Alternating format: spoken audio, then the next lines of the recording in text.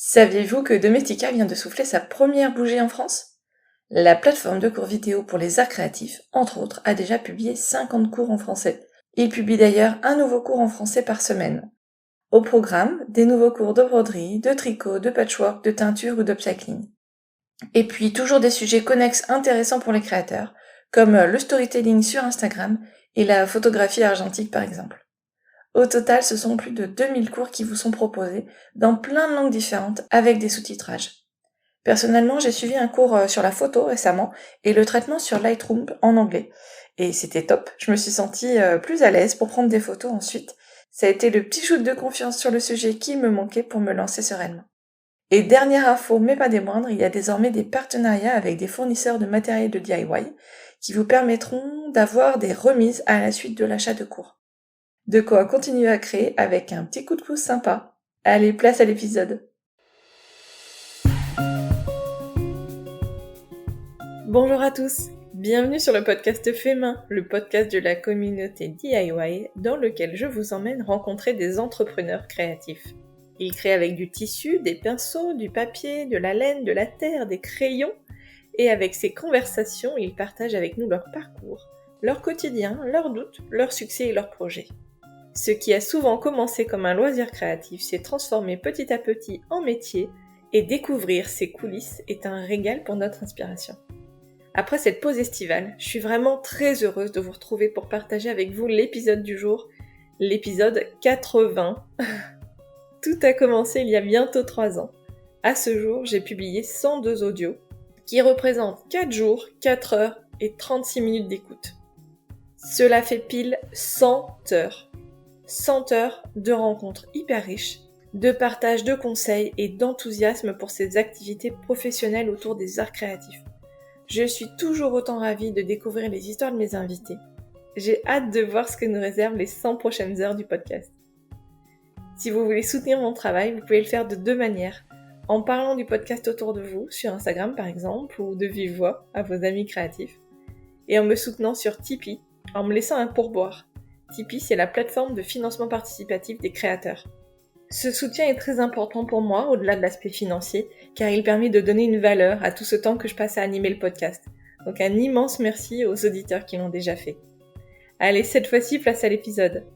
Rachel a 2 passions dans la vie, la pâtisserie et l'illustration.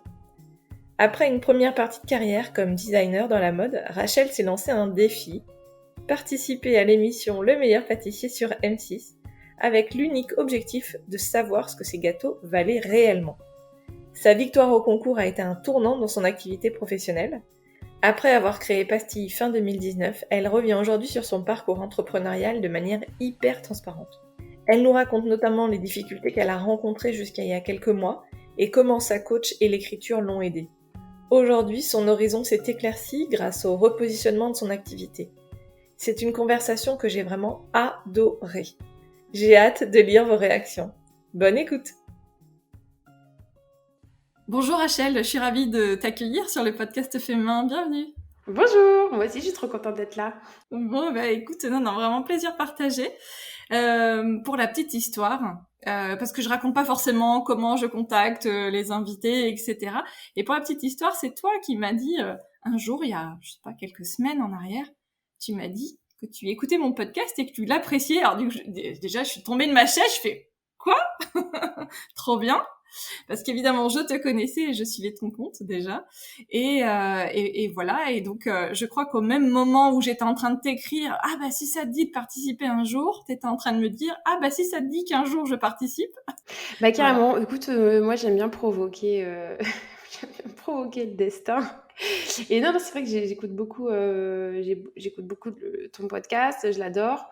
Et du coup, en fait, je me suis dit, bah, pourquoi moi j'y serais pas, franchement.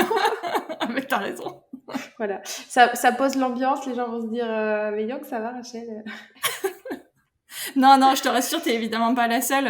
Après, voilà, évidemment, faut que ça matche. Là, en plus, c'est un sujet qu'on n'a pas encore abordé, donc c'était complètement l'occasion. Et puis, donc, comme je t'ai dit après par message, moi, je te connaissais. Avec mes filles, on était devant le meilleur pâtissier. Alors, toutes les saisons, et en 2017, pareil. Et donc voilà. Et d'ailleurs, quand je leur ai dit que j'allais t'avoir sur le podcast, elles m'ont dit « Ah, mais c'est pas vrai !» Voilà, donc... mignonne. Voilà, alors donc j'ai déjà dit effectivement que qu'on t'avait connu avec le concours du meilleur pâtissier sur M6 à la télé.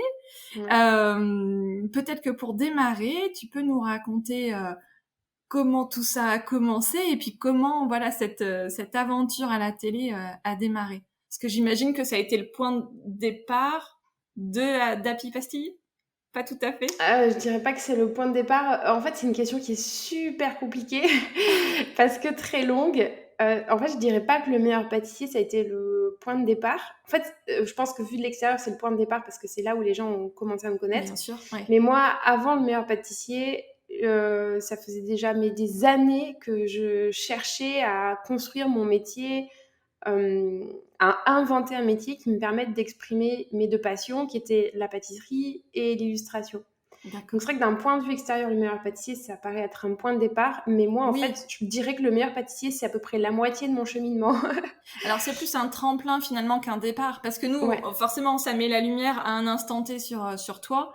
Mais Exactement. voilà, ok. Ouais, c'est vraiment plus un tremplin, c'est plus à un moment donné, je me suis dit: «Bah, je vais prendre un grand virage dans ma vie». Tout ce que je cherche et tout ce que je fais, enfin tout ce que j'avais fait, tout ce que je cherchais jusqu'au jour où je me suis inscrite au meilleur pâtissier, ça me satisfaisait pas. Et franchement, j'y suis allée en me disant, enfin, je me suis inscrite en tant que candidate, voilà, j'ai candidaté en me disant, bah, de toute façon, je vais m'être prise, vas-y, j'y vais, Ah ouais. perdu pour perdu. Et en fait, ça a été, on va dire, dans le long cheminement de ma vie, ça a été un virage en plus, un grand, grand virage qui m'a beaucoup, beaucoup aidée. Mais j'avais déjà fait la moitié du chemin à peu près. Ouais. D'accord. Parce que donc tu exerçais une activité professionnelle différente avant, j'imagine. Tu faisais Alors, quoi? est-ce qu'elle était différente d'aujourd'hui? Alors, Je sais pas, parce qu'en ouais. fait, tu vois, j'ai passé ma journée à faire de l'aquarelle. Oui, en fait, moi, j'ai fait des études pour être styliste et illustratrice de mode. D'accord. Et c'est un métier que j'ai exercé pendant quelques années en freelance, en fait. D'accord. Donc, c'est un métier que j'adorais. Franchement, je dessinais pour pas mal de marques et j'étais spécialisée dans le secteur du bébé et de l'enfant. Donc, des choses très mignonnes, très douces, voilà, que des Et qu'on trucs retrouve très mous. aujourd'hui dans tes styles, dans ton style Voilà, un petit peu, de je dessin. pense. Ouais. Et j'ai fait ça pendant très longtemps. Et assez vite, quand même, je me suis dit, en fait, la pâtisserie, ça prend quand même une grosse place dans ma vie. Et j'aimerais bien mélanger ça avec tout mon parcours de designer, etc.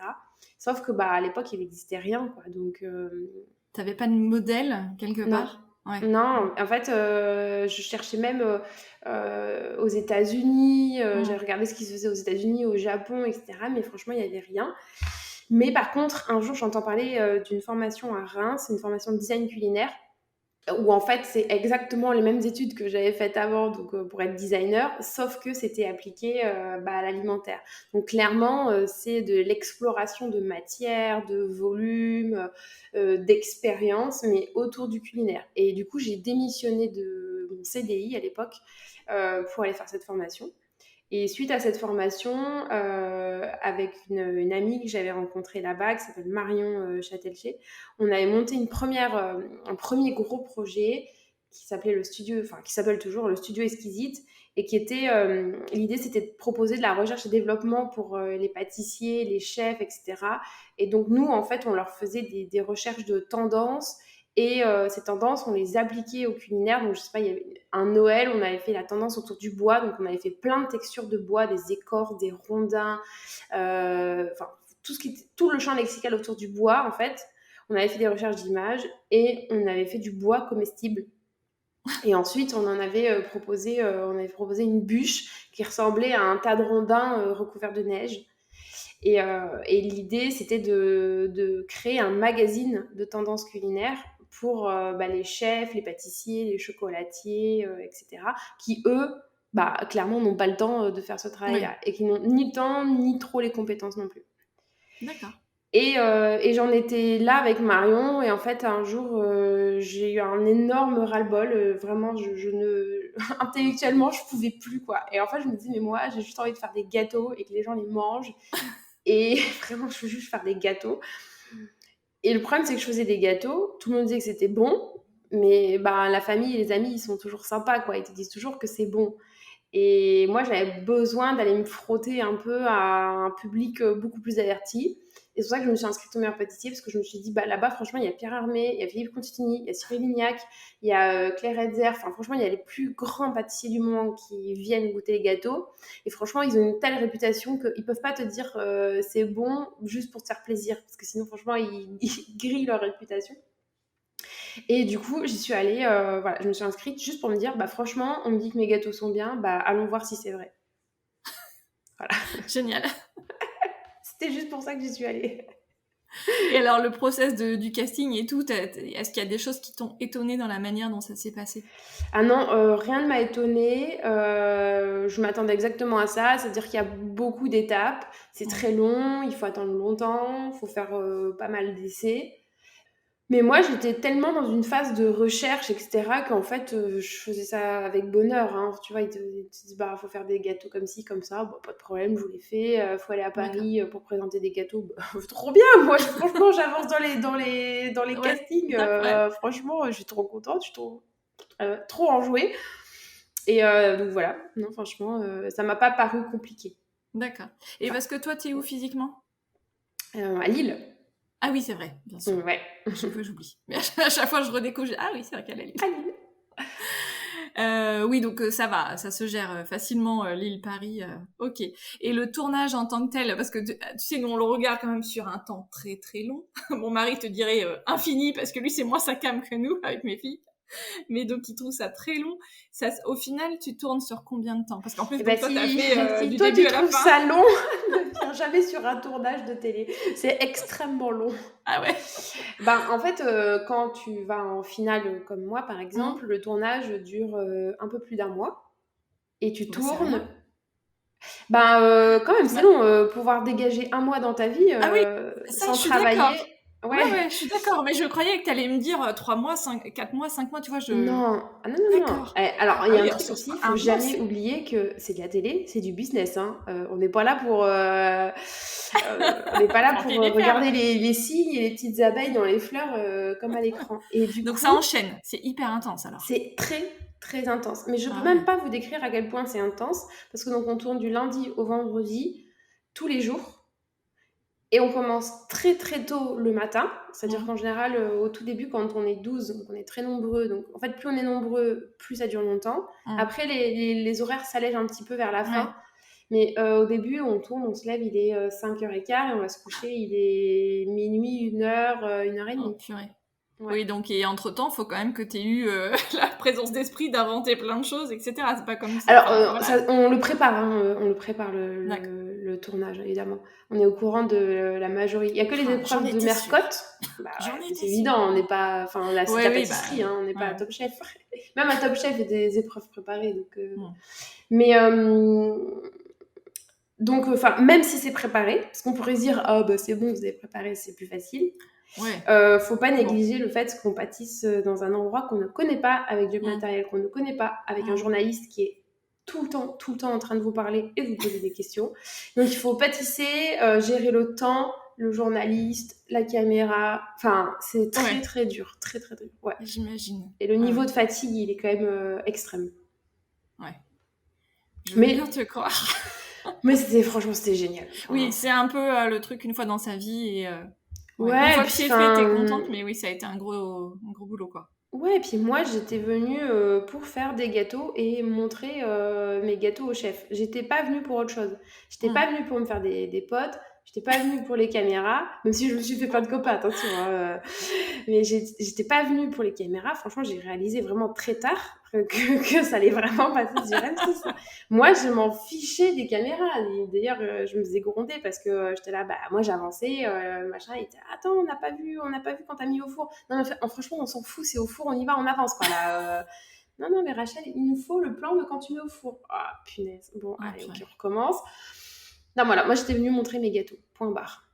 Et tu voulais gagner, tu sais, parce que souvent, alors, Pas du tout. on sait que c'est très, enfin, comment dire, tu sais, un peu, je trouve pas le terme, mais c'est quand même un peu écrit tout ça. Enfin, Ouais. tu vois, on sait En qu'il y a un fait, peu de mise en scène, etc. Et... ce qui est écrit, alors c'est très particulier, en plus notre saison elle est vraiment particulière. Ce qui est Ah ouais. écrit, c'est le casting. C'est-à-dire qu'ils vont caster moi, donc typiquement, j'étais la première de la classe, bonne élève, qui veut écraser tout le monde et qui veut gagner, qui est là pour gagner, les gars. Après, il y avait Gabi, ma super pote Gabi. Elle, sa typologie, c'était plus la nénette un peu pin-up, rock'n'roll, qui fait des super beaux gâteaux, mais qui sait pas vraiment pâtisser. Donc, qui va se cramer en quelques épreuves, presque. Ce que je dis, c'est pas la réalité, hein, c'est les types de personnages. Oui. Après, il y a toujours un ou une belge, un ou une policier, un homosexuel. Enfin, c'est toujours très écrit. Et donc, après, je pense que en ayant vu un peu comment on pâtissait, ils savent à peu près qui va partir quand. Enfin, c'est pas compliqué de deviner, de faire un classement de niveau et de savoir qui va arriver en demi-finale, finale. Sauf que nous, dans notre saison, il y a eu un rebondissement. Sylvain, qui était un super candidat technicien de ouf, maboule, a eu un souci de santé et il a dû quitter le concours. D'accord. Donc en fait, ça a rebattu toutes les cartes. D'accord. Et ce qu'ils n'avaient pas prévu aussi, c'est que Gabi, ma super pote Gabi, mais Gabi, elle en voulait. Elle n'était pas venue, pareil, pour la télé. Elle était venue pour apprendre. Et du coup, elle a appris. On a cravaché comme des oufs. Et du coup, bah, en fait, tout du long du concours, elle a monté son niveau, mais un truc de fou. Et elle a rattrapé tout le monde. Et elle est passée devant tout le monde. Et ça, c'était pas prévu. Et les week-ends, vous aviez le temps ou l'énergie justement de travailler sur tout ça ou Ouais, c'était vraiment en fait, à relâche? l'époque, j'avais de la chance, j'avais pas d'enfants. Donc, je restais les week-ends. Et pour moi, je voulais pas rentrer parce que je voulais pas casser cette concentration. Et en plus, il y a quand même un truc qui est super dur, c'est que personne dans moi, autour de moi, j'avais 2 de mes sœurs et 3 amis qui étaient au courant. Donc, si tu rentres les week-ends, qu'est-ce que tu racontes à ta belle famille, Ah bah oui, à tu tes passes potes? Alors, ça va, ton sang? Tu fais quoi cette semaine? Bah, je peux rien vous dire, voilà. Je suis rentrée au service secret. Voilà. Je ne peux rien vous dire. Et puis voilà, enfin, de toute façon, les week-ends sont tellement courts que franchement, non, on restait là-bas et on bossait les week-ends, on potassait avec Gabi, truc de fou, quoi. Et je sais plus pourquoi on disait ça, mais ouais, c'est très intense. Et est-ce que j'étais. Voilà, ta question, c'était est-ce que je suis venue pour gagner? Oui et non. En fait, moi, j'y suis vraiment allée pour montrer mes gâteaux et montrer le meilleur de moi-même. Après, les autres candidats, franchement, mon but, c'était pas de les gagner, c'était de gagner contre moi-même. Ouais. Vraiment, c'était de me prouver à moi-même ce dont j'étais capable. Et pour l'anecdote, à la fin de la toute première épreuve, ouais, c'était la tarte au citron meringuée. J'ai eu une galère de robot pendant toute l'épreuve. En fait, en plus, je suis très anxieuse. Je suis quelqu'un de très inquiète, très anxieuse. Donc, la première épreuve commence. Et en fait, j'avais une meringue à faire. Et là, mon robot ne marchait pas. En fait, il tournait à l'envers. Enfin, bref, il faisait de la merde. Et du coup, j'ai galéré pendant toute l'épreuve. Et j'ai sorti, franchement, une merdouille. Et en fait, je sors de la tente. Ouais. Et je fais une énorme crise de spasmophilie. Truc qui ne m'est pas arrivé depuis mes 15 ans. Donc, j'ai plus du tout l'habitude de gérer ça. Et un truc qui va durer genre 1 heure. Impossible de reprendre mes esprits, de respirer normalement. Je pleurais, je suffoquais, c'était horrible. Et là, vraiment, je te jure, à la sortie de la première épreuve, dans l'état dans lequel j'étais, j'essaye d'appeler mon chéri, il répond pas. J'essaye d'appeler ma meilleure amie, elle répond pas. Enfin, et qui c'est qui vient me soutenir à ce moment-là? C'est Gabi, qui me dit, Rachel, mais allez, s'il te plaît, reprends tes esprits, quoi. En fait, elle était désespérée de me voir, elle savait plus quoi faire pour me requinquer. Et elle me dit, Rachou, mais vas-y, allez, s'il te plaît, reprends tes esprits, va au moins faire l'épreuve de Mercotte, et puis voilà, allez, vas-y, finis la première émission au moins, quoi. Et moi, en fait, j'étais incapable d'aller faire l'épreuve de Mercotte. Vraiment, je me disais, mais là, je vais juste rentrer chez moi parce que c'est trop dur. Ah ouais. C'est trop dur. Je vais pas y arriver. C'est trop dur. C'est trop de stress. Et finalement, la prod laisse un peu de temps et du coup, j'arrive à me ressaisir. Et à l'épreuve de Mercotte, je sais pas, il y a un truc qui switch dans ma tête et je me dis, ok, franchement, t'es pas venu là pour te mettre dans des états pareils. Donc là, t'y vas. Rachou, la pâtisserie, c'est de la logique, c'est de la concentration. Donc franchement, tu sais faire, donc vas-y. Et du coup, sur l'épreuve de Mercotte, je remonte la pente. Donc je reprends un petit peu confiance. Et du coup, là, je me dis, bon, ok, en fait, c'est possible, tu peux y aller. Et la chance que j'ai eue, entre guillemets, c'est que j'ai passé les épreuves assez facilement, sans jamais être trop inquiétée Mmh. d'être éliminée. Et du coup, c'est vrai que je voyais la demi-finale et la finale se rapprocher petit à petit en me disant, franchement, c'est possible. Mais c'était pas un but en fait, c'était pas mon Oui, ouais, but. ouais, je comprends. Franchement, mon but c'était de prendre une épreuve et d'être la meilleure face à moi-même. Voilà, c'est tout. Ouais, ouais, d'accord. Très honnêtement. Bon, et avec le recul alors, parce que là, donc ça fait 5-6 ans. Oh, 5 ans. Comment tu... Donc tu dis aujourd'hui, ouais, voilà, c'était un tremplin finalement, c'était une étape dans cette nouvelle activité. Tu as forcément pris un peu de recul par rapport à tout ça? Et ben, je pense que c'est la meilleure chose que j'ai jamais faite de ma vie, d'aller prendre des risques. Parce que c'est vrai que dans le meilleur pâtissier, on voit un peu que l'aspect médiatisation. Les gens s'imaginent qu'on gagne beaucoup d'argent, qu'on est ultra médiatisé, etc. Ça, c'est pas du tout la réalité. Mais surtout, pour moi, ça a été le début d'un grand questionnement, de me dire de quoi je suis capable, qu'est-ce qui me rend fière, euh, et qu'est-ce que j'en fais en fait. Mm. Mais ça m'a pris quand même énormément de temps d'être fière d'avoir gagné le meilleur pâtissier.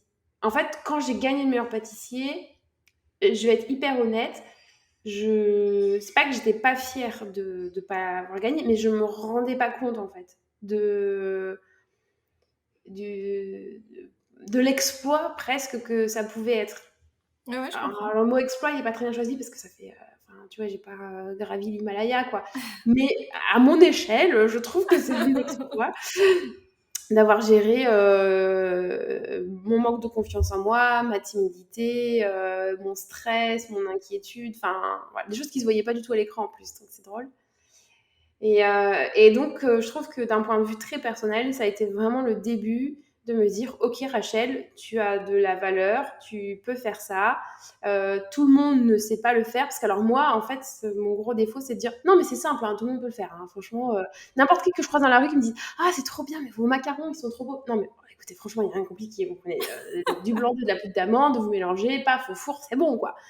Et en fait, plus j'avance et plus je me dis, en fait, non, tout le monde ne sait pas faire ce que je sais faire. Il faut des vraies compétences. Ouais. Et donc ça ressemble un peu au syndrome de l'imposteur? Enfin, et du coup, un peu limite inverse. Je dirais, est-ce que Ouais, oui, le syndrome de l'imposteur, je sais pas si je l'ai vraiment eu. Moi, c'est plus en fait, et je sais pas comment l'expliquer sans paraître très orgueilleuse, mais en fait, j'ai plein d'idées. Et je pense que j'ai une certaine dextérité avec mes mains et une certaine logique entre ce que ma tête imagine et ce que mes mains vont fabriquer. Ça me paraît toujours super simple, super facile. Donc, je vois pas de difficulté. Donc, je me dis, c'est très simple ce que je fais. Enfin, tu vois, ah c'est oui, comme oui. faire de l'aquarelle, c'est comme tout ce que je fais. En fait, ça me paraît franchement assez simple. Donc, je me Mm. dis, tout le monde peut le faire. Donc, il n'y a pas vraiment de valeur, Oui, oui, tu oui. vois. C'est pas. Je pense que le syndrome de l'imposteur, c'est plus. Non, ouais, c'est encore un peu différent, oui. Ouais, c'est très différent. Moi, Mm, c'est plus. mm. Franchement, il n'y a rien de compliqué dans ce que je fais, quoi. Alors que quand on Donc, voit voilà, en ce moment, les biscuits, les sablés que tu fais avec les dessins dessus. Alors justement, déjà, j'essayais d'expliquer à une de mes amies ce week-end, je lui disais, ouais, je vais recevoir Rachel, etc. Et je lui montre, et puis je dis, mais alors, je sais pas comment elle fait. Donc, donc, tu vois, voilà, moi je ne sais pas comment tu fais pour arriver à mettre tes dessins, parce que j'avais déjà vu pas mal de comptes de pâtisserie créative avec des dessins sur des gâteaux, mais à chaque fois, en plus parce qu'on les voit faire, c'est fait avec je sais pas, une petite poche à douille, quelque chose de très fin, et c'est fait unitairement sur chaque gâteau, sur chaque biscuit. Donc là, ouais, on non, voit non, bien comment c'est un autre, tout un autre procédé, ouais. voilà, et donc j'imagine parce que alors déjà pour elle c'est ultra long à faire nécessairement, enfin c'est vraiment limite de l'orfèvrerie sur chaque biscuit. Là toi c'est un procédé un peu différent parce que donc tu vas alors En fait, enfin voilà. je Et dessine, on va reparler après ouais, des autres choses que ouais. tu fais parce que donc ce que j'ai compris là ces derniers jours en story tu expliquais aussi comment que tu avais démarré par les décors en chocolat. Mm, Après, toute la partie décoration en sucre, hein, c'est ça, si j'ai bien compris. exactement, Et ouais. puis là, finalement, tu t'es rendu compte avec l'expérience que les biscuits, c'était quelque chose qui était beaucoup plus simple à vendre finalement? Ouais, alors c'est plus compliqué que ça, c'est Ouais, oui, oui. plus enfin C'est plus non, c'est pas subtil. plus Bah, bah, non plus, c'est un hasard, en fait. C'est un énorme hasard. d'accord. Et d'ailleurs, comme il y a plein d'entrepreneurs et d'entrepreneuses qui écoutent, je pense, mon podcast, je trouve ça super d'en parler, ce qui est en train de m'arriver. Parce qu'effectivement, je débute pastille en me disant je vais révolutionner les décors pour gâteaux, je vais faire des beaux décors en chocolat avec des colorants naturels et je vais faire des mélanges de billes de sucre, donc on appelle des sprinkles, aussi beaux qu'aux États-Unis, mais sans E71, sans merdouille et trop bien. Puis après, je me dis, ben, en fait, quand on fait un anniversaire, on a trop envie de mettre des biscuits assortis. Et donc, les biscuits, ils sont arrivés quand même il y a un petit moment. Quasiment, le premier pack de pastilles, il y avait déjà les biscuits. D'accord. Même à la première Saint-Valentin, il y avait déjà des biscuits.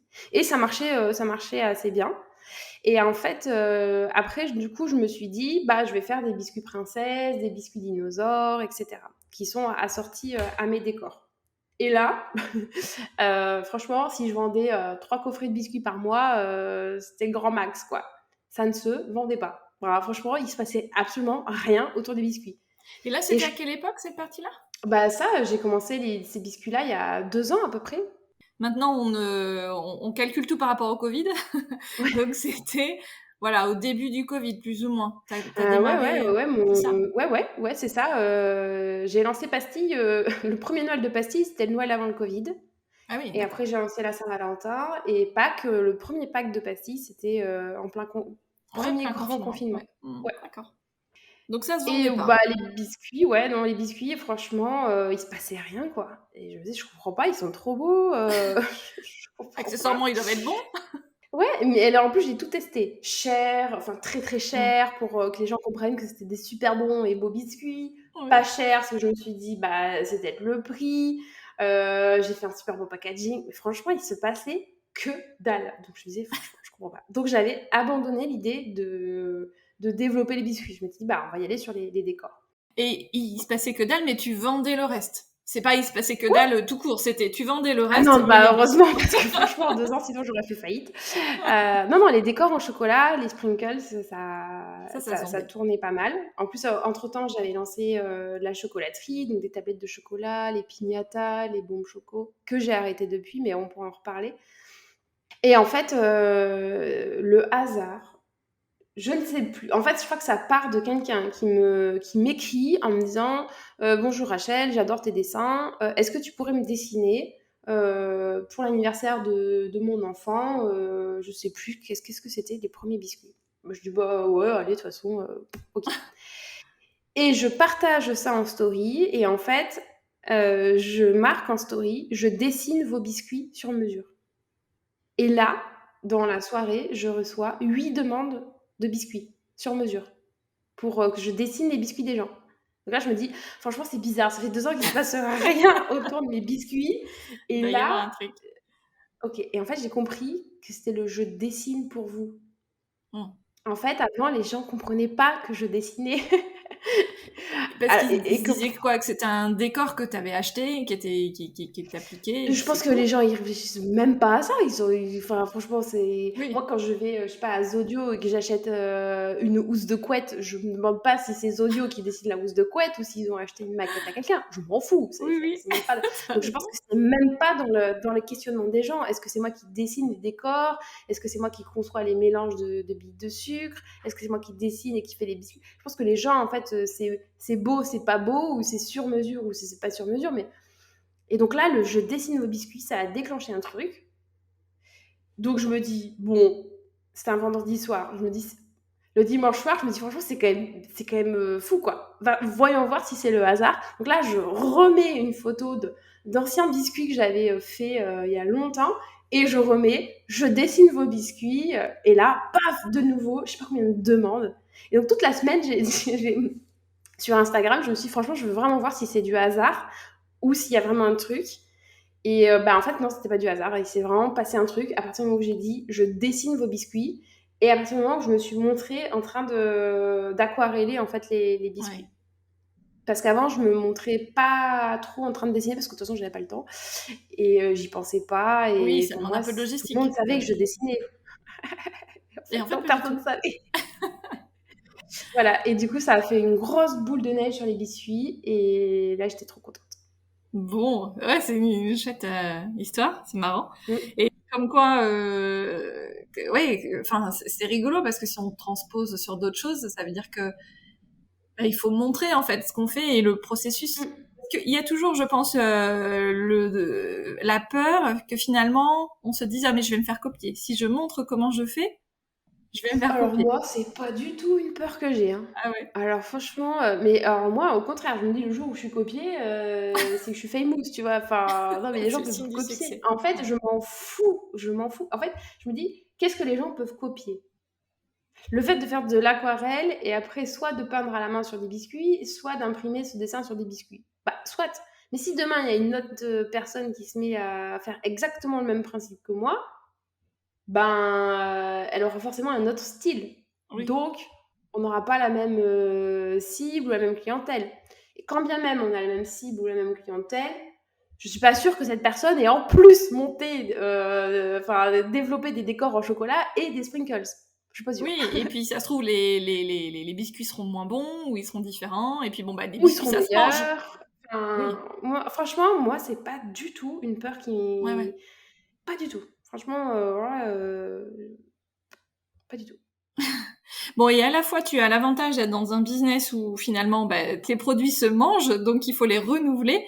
Et en même temps, il me semble que tu avais utilisé ce terme à un moment donné en disant plutôt que c'était des biscuits un peu de luxe.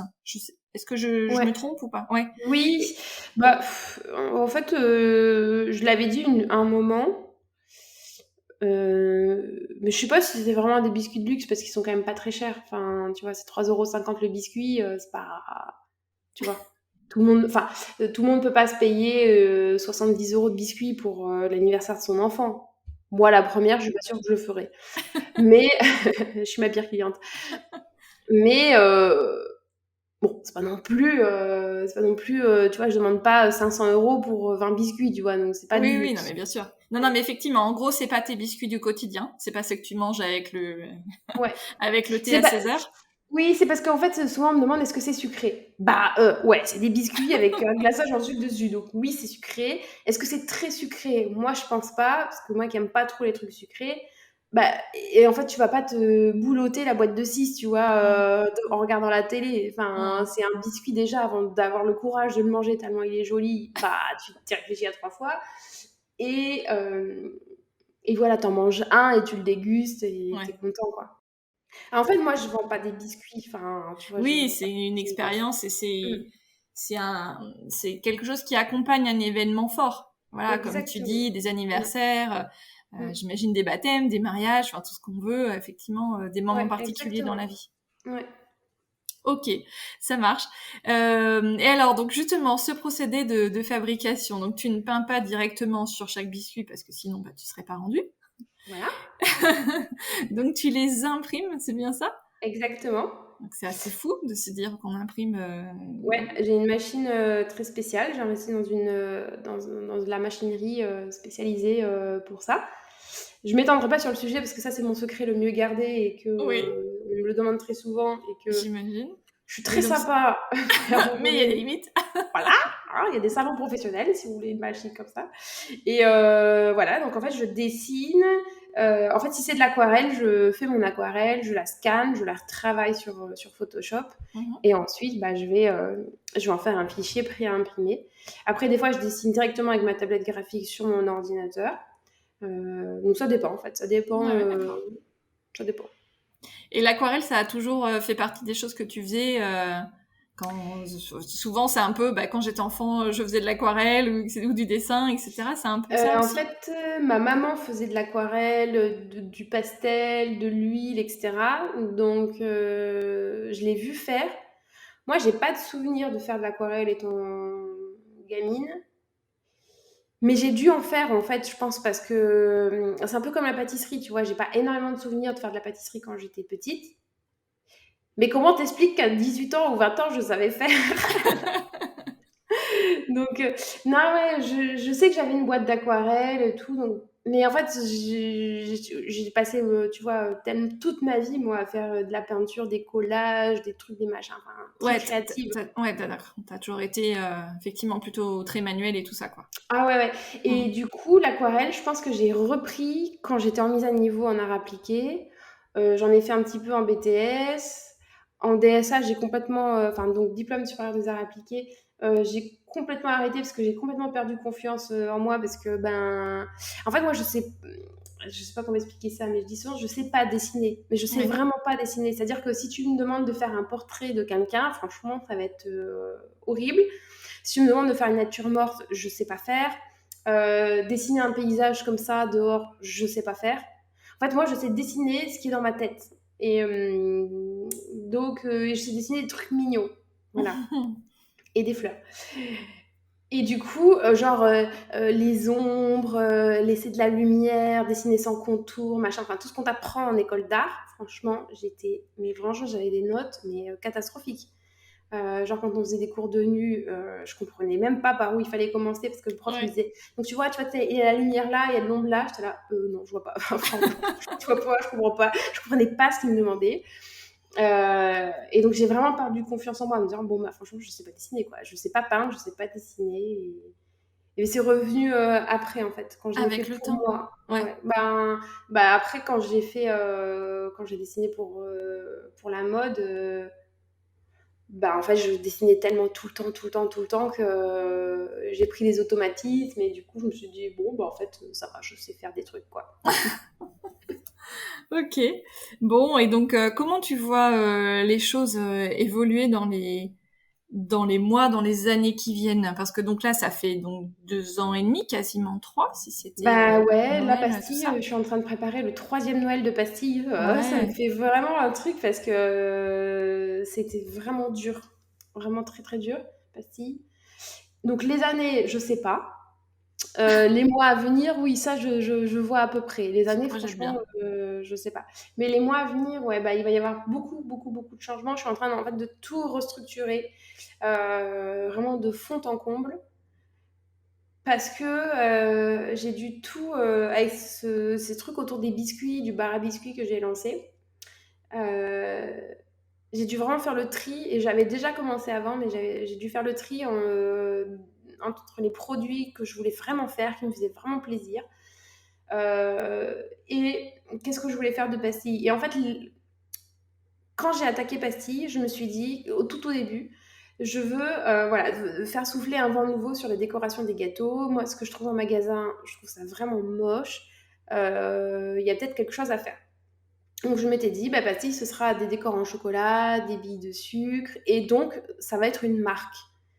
Et donc, bah, quand on est une marque, c'est quoi ton objectif? C'est d'être distribué après, bah, moi, dans le cadre de décoration pour gâteaux, chez Audio, chez Alice Délices, chez Cultura, etc. Donc, quand même, un gros truc, quoi. Ça, c'était ton idée de départ, ton objectif Ouais, de départ. ouais, c'était un peu l'idée de départ. D'accord. Et donc, je commence à développer les décors pour gâteaux. Ensuite, j'enchaîne avec les sprinkles. Mais je me dis au début, je vais commencer sur mon site et puis j'irai démarcher des marques, enfin des distributeurs quand je serai prête. Mhm. Et sauf que je sais. En fait, je me suis fait embarquer dans le vent de ma créativité. J'ai lancé la chocolaterie, donc les tablettes de chocolat, les bombes à chocolat chaud, les piñatas, la biscuiterie. Et en fait, pendant un petit moment, je me suis retrouvée un peu en contradiction parce que j'avais d'un côté des produits qui étaient faits pour être normalement distribués, entre guillemets, en grande distribution, et d'autres, des produits qui sont pas du tout distribuables, genre biscuits, chocolat. Tu peux pas les revendre. Enfin, tu vois, quand tu es chocolatier, tu fais tes chocolats et tu les vends dans ta boutique. Tu vas pas les vendre à Zobio, tu vois. Enfin, Ouais, ouais, ouais. et donc, j'arrivais pas à être au clair avec ça. Et là, finalement, le Noël que j'ai passé a tellement été tellement dur avec la chocolaterie que j'ai dit je ne veux plus faire de chocolat. Je ne veux plus toucher à ça. Donc, terminer les tablettes de chocolat, les bombes choco, c'est fini. Donc déjà, ça a été une grosse décision à prendre. Ouais. Et excuse-moi, Euh, c'est ouais. quoi qui fonctionnait pas? Pourquoi c'était difficile? En fait, ce qui était très dur, c'est que en octobre, on a déménagé nos bureaux, enfin les bureaux de Pastille et les bureaux de Caroline, avec qui depuis le début, on a créé un lieu partagé avec une cuisine de tournage, etc. D'accord. Et donc, en fait, avant, on était dans un petit local de 90 mètres carrés. Et en octobre, on a déménagé dans 160 mètres carrés, donc 2 fois plus grand, et dont un espace prévu pour mon laboratoire de production. Mhm. Et donc, moi, je suis passée en SARL, j'ai fait un emprunt. Donc déjà, j'ai mis tout mon courage sur la table. Oui, oui, une grosse étape. Et j'ai commandé un labo. Donc, tout ce qui est four, congélateur, frigo, etc. J'ai commandé ça en septembre et ça devait m'être livré, en octobre. Et sauf que tout est arrivé fin décembre, Ah, purée. après Noël. Et sauf que moi, j'avais booké les Galeries Lafayette. J'avais dit à Clarins, pas de problème, je peux vous fabriquer 50 maisons en pain d'épices à la main. Et Noël, pour moi, c'est la plus grosse saison. Bien sûr. Voilà. Sauf que pas de labo. Mais pas de labo. Enfin, Ouais, ouais. voilà, pas de plonge, pas de four, pas de congélo, pas de plan de travail, rien. Et donc, pour produire que la petite cuisine qu'on avait avant, qui est une cuisine Ikea, qu'on avait agrandie et tout, mais avec un four ménager, quoi. D'accord. Et donc, c'était horrible. Ouais, ouais, ouais. C'était Compliqué. horrible parce que Ouais. faire du chocolat, la chocolaterie, c'est hyper précis. Faut faire des gros volumes parce que tu vas pas faire 10 tablettes par 10 tablettes. Donc ça a été un enfer à produire. En plus, je m'étais lancée dans un calendrier de l'Avent très très compliqué à produire aussi. Et je suis sortie de Noël, mais vraiment Lessivée. limite en burn-out, quoi. Ouais, Vraiment. ouais, ouais. Janvier, février, vraiment très honnêtement, je me levais le matin, je me disais j'ai pas envie d'aller bosser. C'est con. C'est con parce que c'est ta propre boîte et t'as fait un emprunt de 30 000 € et t'as un labo. Donc c'est con. Hein. C'est con parce que c'est ta boîte. Donc il va falloir trouver une solution. Et donc vraiment, Ah en oui, fait, je je me suis comprends dit, alors, ouais. voilà, ouais, c'était vraiment très dur. Je me suis dit, franchement, je vois pas comment je vais me sortir de là. Et j'arrivais pas à comprendre en plus. Alors, vu de l'extérieur, à mon avis, ça va vraiment paraître complètement débile, mais quand je suis allée voir la banque, mais je pense que des fois, notre intuition nous précède et la raison, elle est un peu en retard. Parce qu'en fait, quand je suis allée voir la banque pour emprunter 30 000 €, je leur ai dit, voilà, moi, j'ai besoin d'un labo aux normes, tout en inox. Et il me faut dans le prévisionnel, j'avais dit, il me faut un four à 6 étages pour cuire 500 biscuits d'un coup. Il me faut une échelle pour que ça refroidisse, une échelle pour ceux qui sont glacés. Etc. En fait, j'avais vraiment déjà la vision d'une biscuiterie. Et quand le labo est arrivé et que je l'ai installé, quand je suis revenue au mois de janvier, je te jure, je me suis dit, mais à quoi me sert ce labo, en fait? Parce que je vends pas de biscuits. Mais je comprends pas, ce labo, il me sert à quoi? Puisque, en fait, bon, les panoplies chocolat, oui, d'accord, c'est l'alimentaire, il faut les mettre dans le packaging, mais enfin, franchement, je peux déléguer ça à une entreprise. Les sprinkles, pareil. Et donc, je me dis, je comprends pas pourquoi j'ai un labo, quoi. Franchement, je comprends pas. Enfin, et février, mars, je vais être hyper honnête, le labo, il a quasiment pas tourné, parce que je faisais pas de biscuits. Ouais. Et en fait, je me suis dit, je comprends pas. Je comprenais plus mon business plan, je comprenais plus ce que j'avais voulu faire. Et je me suis dit, bon, faut faire le tri. Donc, vas-y, je vire le chocolat. Et je me suis dit, je suis pas là pour souffrir tous les jours, quoi. Faut que j'y trouve du plaisir. Ouais, c'est sûr. Et donc voilà, j'ai refait une grosse refonte de pastilles.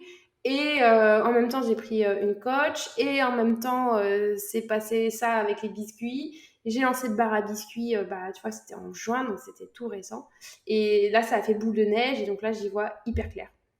Donc pastille, c'est plus, je le vois plus comme une marque. Je le vois plus pour exprimer assez simplement, genre... c'est plus une marque à distribuer, mais c'est plutôt, si je voulais résumer, Maison Pastille. Tu vois, à Paris, il y a Maison Plisson qui fait de super bons produits. Bon, moi, ce serait presque la Maison Pastille qui fait des beaux biscuits. Et en petits produits complémentaires, tu as les décors pour décorer ton gâteau. Et plus tard, il y aura des kits. Et voilà. Donc, je veux plus distribuer pastilles. Je veux pas m'embêter, pour être très polie, à distribuer mes produits à des distributeurs où en plus je gagne que dalle. C'est ça, parce que tu vas pas, les en vendre fait. moins cher. Ouais. Ouais. Enfin, moins cher. Beaucoup, beaucoup moins cher. Ouais, mais...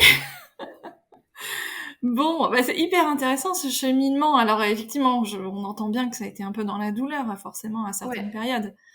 Donc aujourd'hui, t'es dans un état d'esprit, j'imagine, très différent, parce que si tout est clair, c'est beaucoup plus facile de dérouler le plan Ouais, et d'action. bah, j'ai jamais été aussi heureuse de ma vie, je crois. Ouais. C'est très clair.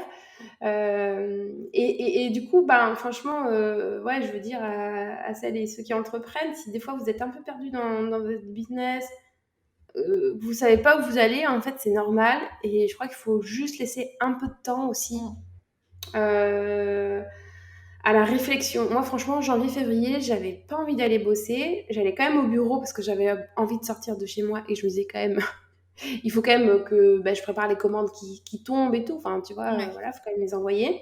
J'y prenais aucun plaisir. Et du coup, je me suis dit, j'ai pas envie de dessiner, j'ai pas envie de faire la promo des produits sur Instagram, j'ai envie de rien faire. Donc, j'ai pris un carnet et j'ai écrit. J'ai écrit tout ce qui avait été dur au mois de décembre, ce que je voulais plus jamais refaire, ce que je voulais plus jamais revivre, mais qu'est-ce que j'avais envie, ce dont j'avais envie. Et j'ai laissé passer le temps. Je me suis dit, franchement, ça va passer, t'es juste fatiguée, Mm. laisse passer ça. Donc, franchement, des fois, il faut juste laisser passer la vague. Autre chose aussi que j'ai fait, que j'avais jamais fait, j'ai demandé de l'aide, voilà, à des amis. Enfin, et du coup, j'ai demandé de l'aide à une amie qui me coach. Et franchement, ça a vraiment tout changé aussi. Et ouais, et vraiment, j'ai écrit. Qu'est-ce que je voulais plus, qu'est-ce qui me faisait souffrir tous les jours, euh, ouais, qu'est-ce qui me pesait. Et Mm. du coup, là, aujourd'hui, maintenant que c'est très très clair, je me sens bien, quoi. Je me dis, Ouais, ouais. super, biscuiterie à fond les ballons. Du coup, j'ai pu embaucher. Enfin, c'est quand même fou, Ouais. quoi. Ça fait 2 ans et demi que Pastille existe et voilà, il a fallu les biscuits pour pouvoir embaucher. Le labo, il tourne tous les jours.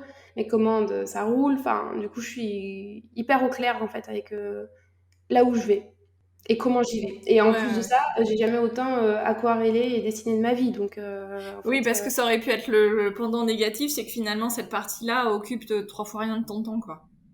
ça a été le cas pendant, franchement, là, je fais de l'aquarelle tous les jours, mais parce que j'ai embauché. Mm. Mais j'ai pu embaucher parce qu'il y avait beaucoup de commandes de biscuits et que Ouais. du coup, moi, ma valeur ajoutée, elle n'est pas au labo en train de découper des biscuits et de les glacer. Ma Mm. valeur, elle est à faire de l'aquarelle. Mais franchement, c'est la première fois depuis le début de Pastille que je passe autant de temps dans ma semaine à dessiner. Et du coup, j'arrive un peu à rééquilibrer le ratio plaisir et contrainte, Ouais, ouais, ouais, je qui comprends. n'était Ouais. plus du tout le cas les derniers mois. Franchement, Mm. vraiment, il y a eu au mois de mai, vraiment, je me souviens d'avoir déjeuné avec des copines et de leur dire, écoutez, franchement, je me donne jusqu'à septembre pour redresser la barre, moralement, tout. Si en septembre, c'est pas mieux, je liquide Pastille. J'arrête. Parce que là, je peux plus, quoi. Je peux Ouais, plus. ouais, ouais. Oui, donc c'est tout frais quand même tout ça. Ouais, ouais, ouais. Mais comme quoi, vu de l'extérieur, je pense que les gens qui me suivent de l'extérieur vont peut-être tomber des nues en disant ah ouais, c'est fou. Mais c'est hyper important pour moi d'en parler à cœur ouvert parce que de l'extérieur sur Instagram, on a l'impression que ça Mm. roule. Mais Mm. heureusement, parce que je vais pas venir Oui. déballer ma déprime tous les jours. Enfin, moi, mon but, c'est quand même de sauver ma boîte. Hein. Donc, si je veux que les gens commandent et, et tirer le meilleur parti du peu d'attention qu'ils ont sur Instagram, ça va être plutôt pour leur dire, regardez, j'ai une Ils idée de sont gâteau, beaux, ils sont voilà. bons. Mm. Mais, mais en fait, faut jamais croire que la réussite, elle est tout de suite maintenant. Et même quand on sort du meilleur pâtissier et qu'on a une communauté et qu'on a la presse et qu'on a des contacts dans les grands chefs, ça m'a sans doute facilité la vie, hein, ça c'est sûr. Mais ça ne veut pas dire que c'est plus facile pour construire une entreprise. Je pense que je passe par les mêmes étapes que tout le monde. Mm. Et c'est pour ça aussi qu'avoir une coach, ça m'a beaucoup aidé parce que c'est quelqu'un qui a monté une entreprise qui est assez connue aujourd'hui et avec qui enfin, il y a beaucoup de similitudes, même si on n'est pas du tout dans le même univers. C'est une entreprise dans le secteur du textile et c'est une entreprise qui est très prospère, etc. Et en fait, on avait beaucoup de similitudes au niveau des points durs de Ouais. départ. Mmh. Et du coup, elle, à chaque fois, elle m'a dit: «Mais c'est normal, Rachel, c'est normal, fais le tri». Enfin, en fait, elle m'a juste dit: «Franchement, c'est normal. On a tous commencé comme ça, on s'est tous plantés et on recommence et on se dit: "Bah, OK, j'ai lancé ma boîte parce que, je voulais révolutionner tel secteur, puis au final, on se retrouve à faire autre chose et c'est pas grave. Enfin, c'est pas grave". Bon, c'est hyper intéressant. Et je suis carrément d'accord avec toi sur Instagram. Même, évidemment, il y a des personnes qui des fois montrent un peu des choses un peu plus difficiles, des moments de difficulté, de vulnérabilité. Mais c'est vrai que, et comme tu disais, tu peux pas tous les jours venir râler en disant bah ça fonctionne pas, nanana, parce que Mmh. enfin, comme tu dis, c'est pas du tout envoyer le bon message pour donner envie aux gens d'acheter chez toi. Ça serait à la limite, ils pourraient avoir envie d'acheter, mais ça ferait un peu plus par pitié, entre guillemets, quoi. Et ce qui est pas génial comme sentiment à donner, quoi. Ouais, exactement. Et puis, surtout ce que j'ai traversé en janvier et février, c'était tellement intime. Enfin, comment expliquer aux gens que franchement, j'avais même plus envie d'aller travailler dans ma propre entreprise Mm. et que c'était dur financièrement, même si j'avais fait un très bon Noël et qu'après j'ai fait une très bonne Saint-Valentin. Mais Pâques, ça a été catastrophique. Et du coup, franchement, à Pâques, je me suis dit, là, franchement, je vois pas pourquoi je fais des journées de boulot énormes, que je Mm. sacrifie tout, c'est-à-dire je sacrifie mon salaire, le temps avec mes amis, je sacrifie le temps avec mon chéri, je sacrifie mes vacances parce que comme j'ai pas un gros salaire, bah je peux pas me barrer en vacances à Tahiti ou à New York comme j'en aurais envie. Je suis en train de tout sacrifier. Pourquoi pourquoi en fait après quoi je cours? Et du coup, moi, je pense que j'adore partager les coulisses et tout, et je l'ai fait pendant longtemps, et voilà. Mais il y a des fois, je pense, des réflexions qui sont tellement intimes, Mm. et il y a un temps et il y a un lieu pour en parler. Tu vois, par exemple, Mm. typiquement, un podcast, je trouve que c'est le bon lieu pour en parler. Et de toute façon, Instagram, t'es tellement timé Mm. Mm. par le truc, là, le chrono des stories. Enfin, c'est comme si t'allais chez ta psy, on te dit, hop, t'as le droit à 5 sessions de 10 secondes pour parler. Voilà, terminé. Enfin, moi, je peux pas, hein, perso, je peux pas. Et surtout, c'était trop frais, j'étais trop dedans. Maintenant, Ouais. voilà, je suis contente d'enregistrer maintenant parce que voilà, je trouve que c'est le lieu et le moment. Et puis, ça démystifie un peu aussi, voilà, une entreprise, enfin voilà, une petite entreprise qui se lance. Je suis toujours une toute petite entreprise qui se lance, quoi. Ouais. Ouais. Ouais. Non, c'est pour ça que c'est vraiment super ton témoignage et là le fait de on est dans alors on enregistre mi-juillet, on va diffuser dans un gros mois. Donc, on est dans un contexte. Alors, j'imagine que dans un mois, ça sera la même chose qu'aujourd'hui, mais on est dans un contexte où on n'arrête pas de nous parler toutes les 5 minutes de baisse du pouvoir d'achat, d'inflation, de guerre, de crise du climat. Enfin, on est dans un contexte où le moral est quand même un peu compliqué. On est encore dans une semaine de canicule, etc. Comment tu est-ce que tu imagines que tout ça, ça peut avoir un impact sur aussi tes ventes? Parce que tu vois, moi, c'est quelque chose qui m'interroge, parce que je me dis à partir du moment où on vend pas des choses complètement indispensables, ben, ça peut interroger un petit peu sur le fait qu'on va toujours avoir des clients. Ouais. Et à côté de ça, je pense qu'on aura toujours besoin de se faire plaisir. Alors, ouais, exactement. Et ben, ta question est super intéressante parce que je me souviens qu'au tout premier confinement, quand tout était fermé et que je me suis retrouvée chez moi à plus pouvoir travailler, bah, je me souviens d'avoir dit à mon conjoint, bah, franchement, je sers à rien, quoi. En plus, lui, il continuait de travailler parce qu'il travaille dans un secteur essentiel. Je crois que cette notion de essentiel a quand même fait vachement de mal, hein. Et moi, je disais, franchement, je sers à rien, quoi. Mm. Franchement, je sers à rien. On voit bien, j'arrête de travailler, ça ne manque à personne. Et du coup, je me suis dit, Ouais. franchement, je sers à quoi sur cette terre? À rien. Et heureusement, à l'époque, j'avais un suivi avec une thérapeute. Et elle m'a sauvé la vie, hein. Elle m'a dit, mais vous rendez-vous compte, est-ce que vous vous rendez compte que si tous les gens comme vous, qui sont des artistes en fait, parce que Mm, je mm. pense que je suis une artiste, ne sont plus là, elle m'avait dit, vous pensez que notre vie, ça va être quoi? C'est-à-dire que si on Ouais, enlève tout ce qui est beau dans notre ouais, vie, ouais. si on enlève toute la poésie, toute la beauté, toute la délicatesse, bah en fait, franchement, on va tous droit au suicide, hein, Ah, c'est clairement. clair. Et du coup, elle m'a laissé réfléchir là-dessus et je me suis dit: «OK, en fait, c'est ça ma mission c'est ça ma mission dans ma vie perso et même, surtout pro, c'est en fait de distiller de la magie, de la poésie, quelque chose qui est, tu vois, je vends des biscuits, mais en fait, je vends pas des biscuits, je vends quelque chose qui est, comment on dit? Imperceptible. Mm, mm. Ouais, C'est de la c'est poésie. non tangible C'est, et ouais. et tu vois, et je pense que c'est aussi pour ça que les biscuits que je dessine vraiment sur mesure à chaque personne qui me passe commande, c'est tellement. Je me dis, en fait, c'est incroyable. Je dessine sur mesure pour ces gens. Et tu vois, là, j'ai eu un brief d'une maman qui me dit, bah, mon petit garçon, il va avoir 10 ans. Le brief, c'est qu'est-ce qu'il aime. Alors, il adore son doudou en forme d'hippopotame. Il adore les dinosaures, le cosmos, donc tu vois, les étoiles, tout ça. Et sa couleur préférée, c'est l'orange. Qu'est-ce que je fais avec ça, moi? Bah, moi, je m'amuse. Du coup, je dessine un hippopotame qui a une bulle de cosmonaute, qui est dans les étoiles. Tu vois, j'ai redessiné son doudou en cosmonaute. Après, j'ai fait des dinosaures pareils qui sont cosmonautes, des petites étoiles. Et du coup, j'ai mis des pointes d'orange dans les dinosaures et tout ça.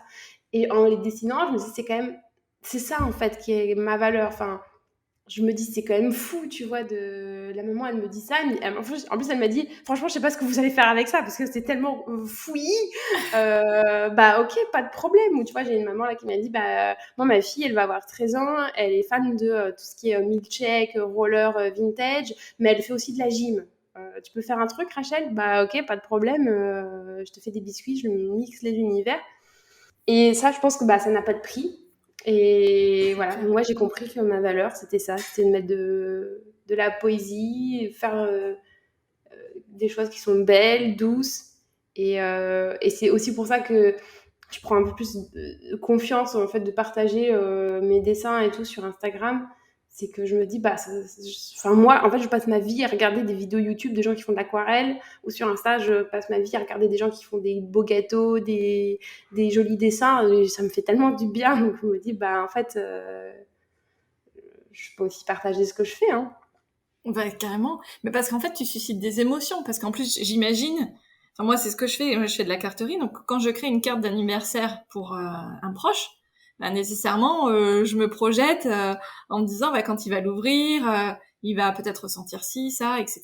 Et il va se dire, bah, elle a pris du temps pour moi, pour faire ma carte, etc. Donc là, c'est un peu pareil finalement. Parce qu'en plus, t'as eu la personne au téléphone qui t'a dit, ah ben moi, mon enfant, il est comme ci, il est comme ça, et tu sais comment il s'appelle, l'âge et ses goûts. Et donc, forcément, quand tu crées sur mesure, enfin, tu vois, il y a quand même un max de conscience dans tout ça et d'envie, de projection. Enfin, c'est génial, quoi. Bah, enfin, franchement, je trouve ça génial. Je suis trop contente d'avoir trouvé cette formule-là parce que, les mamans, je dis les mamans parce que c'est souvent les mamans qui me contactent, mais les mamans, elles se disent, je vais offrir quelque chose d'exceptionnel à mon enfant, c'est-à-dire des biscuits vraiment dessinés pour lui. Et moi, bah, chaque demande, c'est un défi, tu vois. Mm. Enfin, quand j'ai lu dinosaure, le doudou hippopotame, cosmonaute orange, bon, tu vois, je me suis un peu creusé la tête et je me suis dit, mais non, mais en fait, trop facile, génial, le doudou, il va devenir cosmonaute, et voilà. Et moi, je m'amuse comme une folle, quoi, à faire ça. Ouais, bah, Et, c'est euh, génial. et c'est un luxe, tu vois, là, j'ai jamais autant aquarellé de ma vie, je trouve ça génial, j'ai de nouveau envie de, tu vois, réapprendre l'aquarelle, enfin. Et en plus, ça va aussi, tu vois, sur le bar à biscuits, même si c'est pas du sur-mesure. Il y a quand même quelque chose d'incroyable qui se passe sur le bar à biscuits. Et c'est pareil, tu vois, ça a été une super longue réflexion que j'ai menée parce que jusqu'ici, je faisais des biscuits personnalisables. C'est-à-dire que tu pouvais, sur le site, tu pouvais, avant les biscuits, tu pouvais choisir, par exemple, un coffret de dinosaures. Et en dessous, tu écrivais le texte et je pouvais écrire, je sais pas moi, Antoine, 3 ans, tu vois. C'est donc des biscuits personnalisables, comme on l'entend Mm, partout. Et moi, à un moment donné, bah, dans ma grosse refonte de pastilles, je me suis posé la question, très conceptuelle, merci, merci mes études. Je me suis dit, en vrai, c'est quoi la personnalisation? Est-ce que la personnalisation d'un produit, est-ce que c'est juste et ou forcément de marquer le prénom de l'enfant et son âge? Parce qu'en plus, les gens, enfin, moi je m'étais dit, c'est génial, tu vois, t'as un biscuit rond et tu peux écrire ce que tu veux. Genre à la Saint-Valentin, et je faisais des biscuits, tu pouvais écrire le message de ton choix à ton mec ou à ta chérie. Mais c'est pas pour critiquer les gens, tu vois. En fait, ils m'écrivaient des banalités, genre Bonne Saint-Valentin, mon chéri. Oui, je t'aime. Tu Ou es l'amour de ma vie. Ouais, je oh, t'aime, ouais, ouais, ouais. Nicolas, tu vois. Ouais. Donc en fait, je me disais, en fait, c'est étrange parce que les gens, ils ont carte blanche et en fait, ils ont pas d'idée. Et c'est normal, c'est pas leur métier, tu vois. Oui, Enfin, oui, je comprends. Ouais. donc du coup, j'avais fait ce constat-là pendant très longtemps. Et après, du coup, je me suis posé la question, c'est quoi un biscuit personnalisé? Est-ce que c'est forcément avoir la liberté d'écrire le texte de son choix? Et je me suis dit, peut-être pas. Peut-être que la vraie personnalisation, c'est d'offrir un coffret de biscuits à l'image de la personne à qui tu l'offres. Et c'est comme ça que j'ai eu tout le cheminement pour lancer le bar à biscuits, où bah, du coup, pour ceux qui ne connaissent pas, il y a pour l'instant presque une quarantaine de biscuits différents. Et si on, par exemple, typiquement, tu vois, la la fin d'année des maîtresses et des maîtres, tout ça, à Tsem, ça a vraiment explosé la biscuiterie.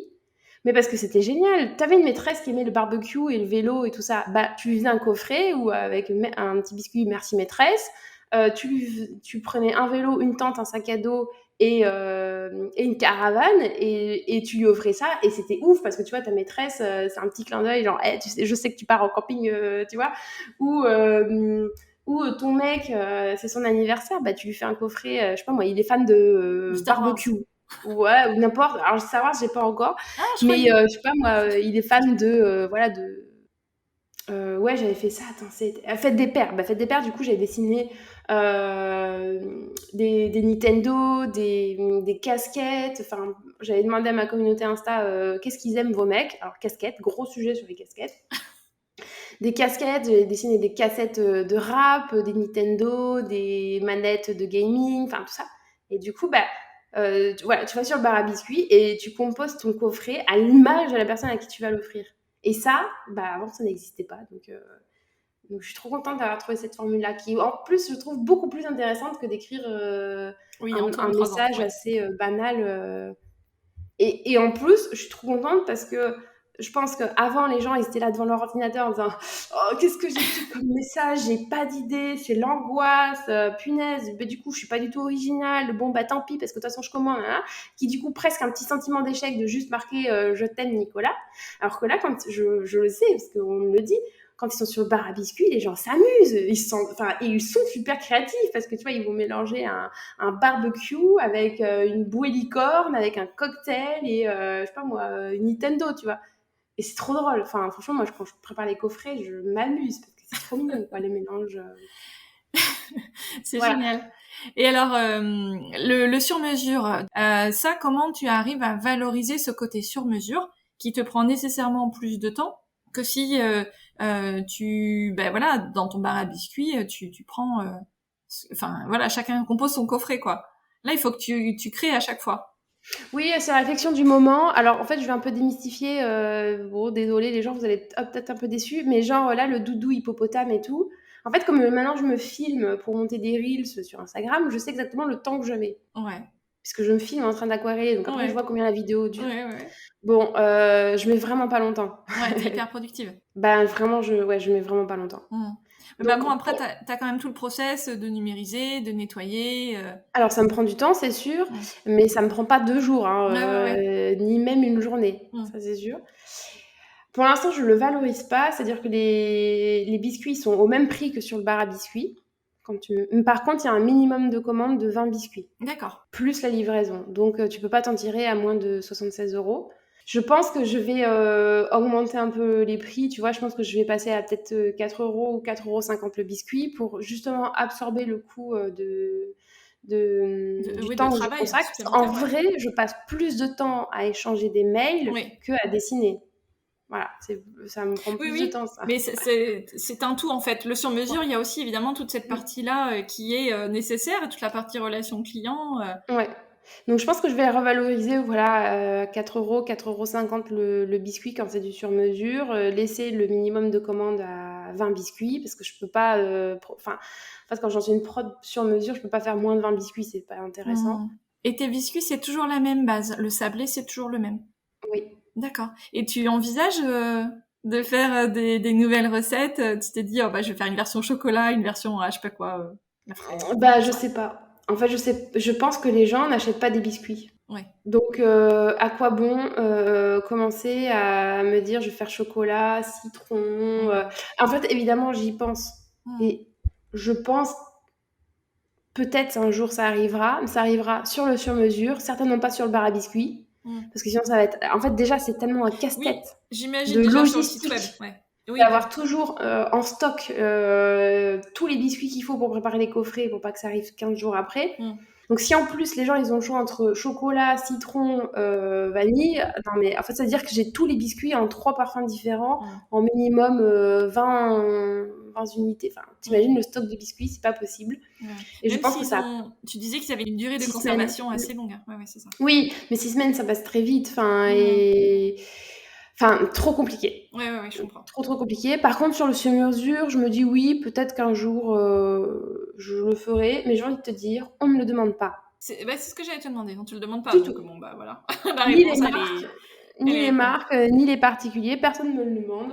J'ai envie de te dire, les gens, mes clientes adorées, je peux te garantir que quand elles ont une idée, une envie, elles me le disent tout de suite. Mm. Donc là, personne ne m'a jamais demandé un autre parfum. Bon. Donc tu vois, les gens n'achètent pas des biscuits, Ouais, ouais, ils ouais, c'est achètent ça. autre chose. Ouais, ouais. Oui, si t'as envie de biscuits, bon, t'ouvres un paquet de gâteaux, quoi. Ou tu les fais toi, évidemment, mais voilà. Ouais, ouais, je comprends. Mm. Et donc là, tu disais, tu travailles aussi pour des marques. Enfin, puis tu le disais aussi tout à l'heure quand tu parlais de Clarins ou d'autres marques. Ça représente quelle part dans ton activité? Tu travailles plus pour les marques que pour les particuliers ou plus pour les particuliers? Non, pour l'instant, je travaille beaucoup plus ce qu'on appelle donc en B2C, donc Donc en B2C, avec ouais. les particuliers. Je vends sur mon site et donc après, il y a des commandes personnalisées, là, c'est par mail. Et les marques, pour l'instant, je dirais, c'est peut-être 20% de mon chiffre d'affaires. D'accord. Donc c'est tout petit. Mais ça va changer parce que là, je suis en train d'énormément démarcher. Mhm.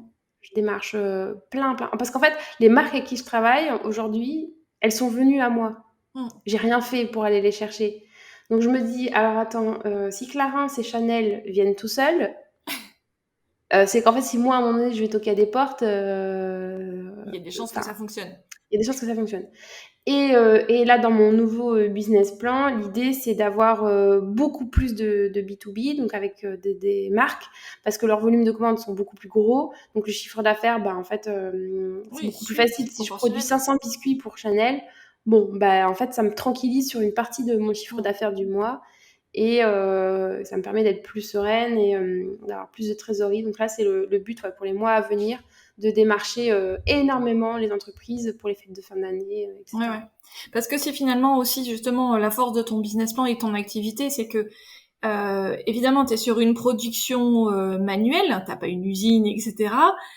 Donc tu fais quand même tout unitairement entre guillemets, mais tu peux quand même faire de la série. Enfin de la série pour les biscuits, c'est pas le bon terme, mais tu fais du volume. On peut faire 2000, 3000, 4000 biscuits Par quoi? Par assez semaine? facilement. Bah, là, au max qu'on ait fait, franchement, sur la fin d'année, là, parce qu'on a enchaîné la fête des pères avec bah, les cadeaux pour les maîtres, les maîtresses, Mhm. tout ça. Je sais pas combien de biscuits on a sorti par semaine, mais on en a sorti. Hein. Ouais. Ouais, je peux en sortir plusieurs milliers par semaine, très facilement. Ouais, donc Ouais. du coup, tu t'as pas de problème entre guillemets pour sortir du volume et donc oui, t'as tout Mmh. intérêt à aller chercher des grosses commandes plutôt Exactement. que Et des en plus, j'ai envie commandes de dire, le unitaires. labo, il est vraiment fait pour ça. Donc, Ouais. il est fait pour sortir du biscuit, quoi. Ok. Bon, bah c'est hyper intéressant tout ça. Donc tu disais tout à l'heure, effectivement, tu vois bien tu te projettes sur ton activité à quelques mois, mais pas non plus sur des années. Même si là tu as l'esprit beaucoup plus clair, donc finalement, bah sans doute que ça serait beaucoup plus facile pour toi de voir comment enfin comment dire, oui, de te projeter sur les années à venir. Euh, Est-ce que le fait de naviguer un petit peu à court terme ou moyen terme, est-ce que c'est quelque chose, tu disais que tu étais un peu angoissée, donc est-ce que c'est quelque chose qui contribue un petit peu à ça finalement aussi? Ou est-ce que tu vis les Non. choses différemment? En fait, moi, ma vision, elle est extrêmement simple, encore plus depuis les dernières années qui sont passées et qui nous montrent que tout peut basculer du jour au Ouais. lendemain. Mm. Et en fait, ce truc de les banquiers là, qui demandent des prévisionnels à 3 ans, 4 ans, 5 ans, je trouve ça complètement con parce qu'en fait, tu sais pas ce qui peut se passer. Et alors, effectivement, tu peux faire des projections qui sont en fait tes ambitions et tes envies pour ton business sur la première, la deuxième et la troisième année. Et c'est vrai que, franchement, j'encourage tout le monde à faire des tableaux Excel pour dire, bah voilà, mes dépenses la première année, c'est ça. Du coup, bah, pour absorber ces dépenses, je suppute que je vais vendre autant de produits ou de mes services pour absorber ces dépenses et que du coup, je vais me payer. Mais c'est toujours que des suppositions. Ah bah bien sûr. Et après, ces suppositions sont intéressantes parce qu'elles deviennent des objectifs. Ça, c'est super intéressant parce que sinon, quand tu es chef d'entreprise, qui te met des objectifs à part toi-même et ton tableau Excel? Personne. Du coup, moi, je m'en sers vraiment comme ça. Je m'en sers comme une base d'objectifs. Et du coup, j'ai un tableau Excel où je suis trop contente, au fur et à mesure que les contrats sont signés, etc., de les rentrer dans mon tableau Excel et de voir, en fait, à la fin de l'année, à combien je suis. Est-ce qu'il faut que j'aille encore chercher quelques milliers d'euros ou est-ce que c'est bon, je suis à l'équilibre et c'est cool. Mais où du coup, bah, franchement, je me dis cool, tout ce qui va rentrer en plus, c'est du bonus, c'est super. Enfin, ça, c'est super intéressant à faire parce que je considère que c'est mon objectif. Voilà. Du coup, en fait, après me projeter à plusieurs années pour, voilà, comme on fait souvent pour les banquiers, etc., franchement, je trouve ça complètement débile parce que, voilà, tu vois, au début d'année, il y a eu la guerre en Ukraine, tout est en train de flamber. Bon, bah, clairement, il faut refaire tous les tableaux, tu vois, parce que moi, le prix du carton, il bah, a explosé. ça a vachement d'impact. Le prix du beurre, de la farine, voilà. Et alors, en plus de ça, je trouve que de se projeter à plusieurs années, enfin, en tout cas, moi, dans mon cas, je trouve que ça m'enferme dans un truc. Alors que là, tu vois, comme avec Pastille, je m'étais quand même projetée à plusieurs années, j'avais quand même une vision de ce que je voulais de Pastille. Mais le fait de pas m'être absolument enfermée dans ce truc m'a donné la liberté, tu vois, et la souplesse surtout d'écouter le marché, d'écouter ce que les gens voulaient, et de là, d'être capable en un mois de me dire, ok, maintenant, Pastille, c'est du biscuit, je lance un bar à biscuits et je fais des biscuits sur mesure. Et le renversement de situation, les décors en chocolat et les sprinkles, c'est des petits produits complémentaires au panier de biscuits. Enfin, tu vois, j'ai quand même renversé complètement la vapeur. Et ça, je pense que j'ai pu le faire parce que je suis libre psychiquement. Je suis pas attachée à un truc où je me suis dit, bah voilà, ça doit être comme ça dans tant d'années. C'est gravé dans le marbre. C'est gravé dans le marbre. Enfin, je me dis, c'est comme, tu vois, si on se dit à 20 ans, bah, de toute façon, à 25 ans, je suis mariée, à 26, j'ai un enfant, à 28, j'ai le deuxième, à 30, voilà, puis entre-temps, on a acheté la maison. En fait, explique-moi déjà comment tu peux prévoir que tu vas te marier si tu sais même pas quand tu vas rencontrer ton mec ou ta conjointe.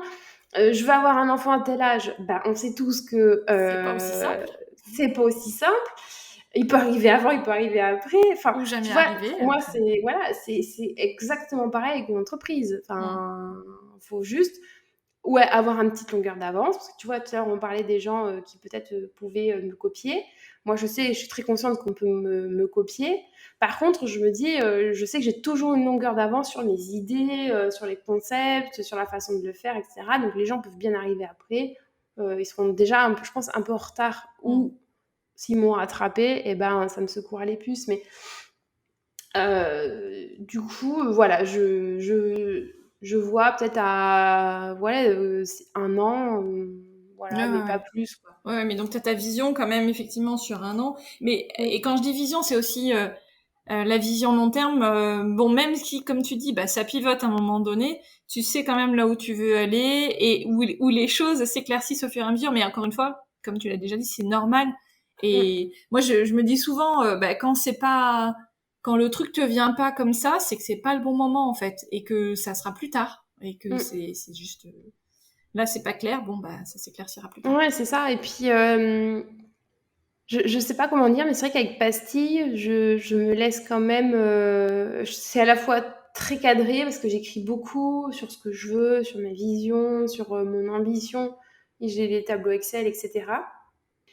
Et à la fois, comme je suis quelqu'un de très créatif, même trop, tu vois, j'ai vraiment souvent tendance à me laisser grignoter par mes idées. Et comme en tout début de podcast, je te disais, j'ai une faculté à avoir une idée et à la réaliser en très peu de temps. Tu vois, sur la première année de pastilles, ça a été une énorme erreur parce que je me suis mise à faire plein de produits avec une facilité. Mais alors, franchement, j'étais là, ah bah super, on va faire des sprinkles, et puis on va faire des tablettes de chocolat, et puis on va faire des piñatas en chocolat. Enfin, franchement, j'avais une idée, il fallait absolument que je la réalise, quoi. Ouais. Et je me suis rendu compte, tu vois, que c'était pas du tout la bonne stratégie. Parce qu'à un moment donné, ma créativité a pris le pas sur justement la vision et sur les étapes par lesquelles je devais passer. Et à un moment donné, je me suis retrouvée avec trop de produits, enfin, pas dans le bon ordre, enfin, Oui, bref. mais bon. Et après, voilà, D'un côté, c'est ça ton histoire et c'est la preuve aujourd'hui que finalement, il fallait peut-être que tu passes par là pour pouvoir exactement. faire ce Et en rêve. plus, j'ai envie de te dire, je crois que c'est aussi ça que les gens adorent chez Pastille. Les gens qui me suivent depuis très longtemps sur Insta, depuis que j'ai gagné le meilleur pâtissier et qui ont tout suivi de pastilles, des premiers croquis à la première collection horrible que j'avais sortie, et qui ont suivi tous les lancements de produits et tout, les changements de logo. Mais je crois qu'ils sont très attachés à ça, tu vois, à cet esprit un peu. Ah, bah, qu'est-ce qu'elle nous. Oh là là, Rachou, qu'est-ce que tu nous as encore inventé, quoi? Des bombes choco, ok, allez, une piñata, super, un bar à biscuits, on adore. Et tu vois, ils achètent, ils testent, enfin, Ouais, ils je te crois que suivent. c'est ça aussi que Mais, les gens aiment chez Pastille, quoi. Cette ouais, mais espèce de c'est parce que c'est toi. liberté. Ouais, mais. Voilà, c'est une liberté Mm. que je pense que les grandes entreprises n'ont absolument pas. Oui, oui, c'est certain. Et puis parce que ton entreprise, elle est incarnée. C'est parce que c'est toi, en fait. Moi, Mm. je suis convaincue. Je me rends compte finalement ces derniers jours que je suis certains comptes plus finalement parce que c'est la personne, plus que Oui. pour les créations en tant que telles. Par exemple, il y a une créatrice. En fait, ce qu'elle raconte en story, ça me fait rire. Enfin, j'aime bien suivre finalement son quotidien et tout ça, mais qui n'est pas celui de ses créations. Et tu vois, en fait, enfin voilà, tu lis, tu crées un lien finalement avec quelqu'un simplement sur je sais pas, bah sa tête te revient, t'aimes bien son style, etc. Et puis finalement, ces créations, sans doute que j'en achèterai jamais parce que je suis pas dans la cible, etc. C'est plus Mm. pour les petits, j'ai plus de petits dans mon entourage. Enfin, bref, donc c'est vraiment, oui, on suit une créatrice en fait. Et comme tu dis, ça serait pas la même chose avec une grande entreprise. C'est Mais c'est évident. ça, et je sais que j'ai compris que les gens qui me suivaient et qui m'adoraient, euh, c'est parce que je pense que quand même j'ai le courage de faire de réaliser mes idées. Moi, je me pose rarement la question si l'idée elle est bonne ou pas. En fait, c'est tellement dans mes tripes, tu vois, enfin, je me souviens, tu vois, les tablettes choco et les piñatas, il fallait que je le fasse, quoi. Enfin, il fallait que je le fasse. Je trouvais tellement ça beau et trop drôle. Je me suis dit, vas-y, faut absolument faire ça. Euh, et le bar à biscuits, ça a été le même truc. Je me suis dit, franchement, j'adore cette idée. Il faut absolument que je teste ça. Vas-y, j'essaye. Et tu vois, bah, j'ai essayé pendant 3 ans et là, je trouve enfin le bon Mm. équilibre et je suis contente d'avoir testé, quoi. Bon, bah, c'est trop Et bien. voilà. Moi, j'adore en plus l'idée que tu te sois décrit comme quelqu'un d'artiste. Parce que souvent, les gens ont un peu du mal à se dire je suis artiste. Tu vois, il y a un côté un peu de je sais pas quoi d'ailleurs, mais donc il y a ça. Il y a le fait que tu reconnais que tu es finalement sujette à l'anxiété. Et puis que tu adores les tableurs Excel. Bah Je trouve ouais, le mais c'est combo pas génial. incompatible, hein. Ah ben non, mais bien sûr, mais c'est ça, tu vois. Parce qu'il y a ce côté des fois, je sais pas si c'est des clichés ou si c'est la réalité, mais généralement, tu vois, les gens aiment pas trop la gestion, la compta, etc. Et donc, ce côté artiste, des fois, c'est un peu dissonant, ça va pas tellement bien ensemble.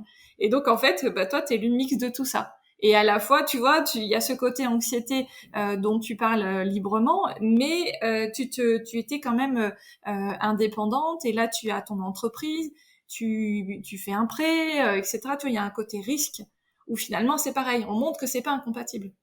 Non, non, carrément. Après, j'ai quand même beaucoup, beaucoup travaillé sur mon inquiétude. Mm. Je le suis quasiment plus, tu vois. D'accord. Franchement, aujourd'hui, il me reste quoi? Il me reste des insomnies quand vraiment il y a des gros soucis avec pastilles, enfin des gros soucis, des choses qui me tracassent Ouais. très fort. Tu vois, Noël dernier, juste la question c'était comment je vais réussir à finir les calendriers de l'Avent à temps pour qu'ils partent, pour que les gens les aient le 1er décembre entre les mains. Oui, parce Ouais, que le franchement, 5, ça le fait plus, ouais. Ouais, ouais, ça ouais, me c'est collait sûr. vraiment des insomnies Mm.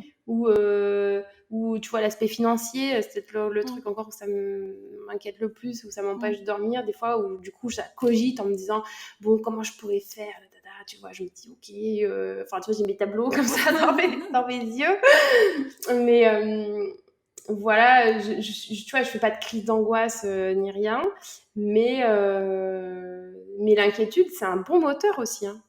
Moi, je pense qu'il faut pas non plus aussi voir l'inquiétude comme tout le temps un truc qui te freine. Chez moi, c'est un énorme moteur, quoi. Ouais. Je suis inquiète de pas assez bien gagner ma vie. Bon, bah voilà, j'y vais, quoi. Un jour, gagner un bon salaire et être tranquille. Ouais. Bon, bah, je pense que c'est un très bon moteur. C'est super d'entendre ça. C'est vraiment, voilà, je suis super ravie de notre conversation, c'était hyper intéressant. Donc, merci beaucoup pour ton temps. Pour conclure, de quoi tu es la plus fière aujourd'hui ?